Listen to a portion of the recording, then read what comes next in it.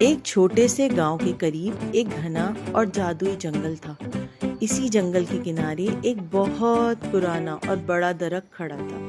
اس کا تنا چوڑا تھا، شاخیں آسمان کو چھوتی تھیں اور جب ہوا چلتی تو پتے سرگوشیاں کرتے تھے۔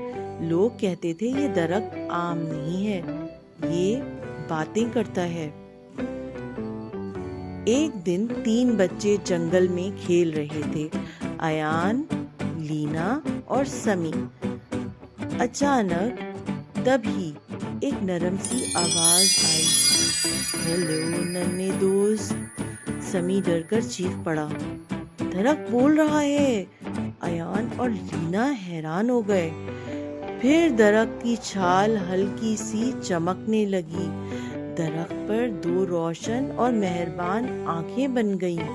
درخت بولا، میں دوستی کا محافظ ہوں اور ان لوگوں سے بات کرتا ہوں جو دل سے سنتے ہیں۔ درخت نے نرمی سے پوچھا، دوستی کیا ہوتی ہے؟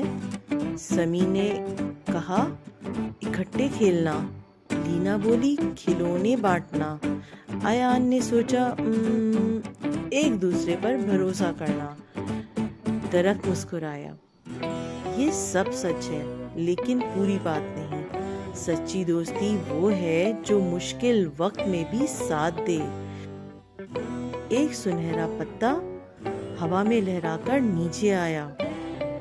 اگلے دن بچے فٹ بال کھیل رہے تھے۔ ایان کی گیند تھی، سمی پہلے کھیلنا چاہتا تھا، لینا لیڈر بننا چاہتی تھی۔ بات بات پر آوازیں بلند ہو گئیں، یہ میری گیند ہے، تم کبھی نہیں سنتے، میں اب تم سے بات نہیں کروں گا۔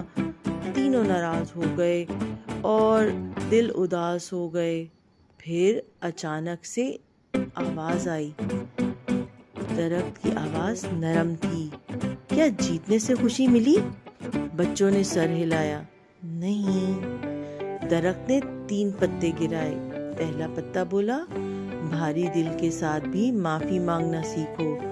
دوسرا پتا بولا، بولنے سے پہلے سننا سیکھو۔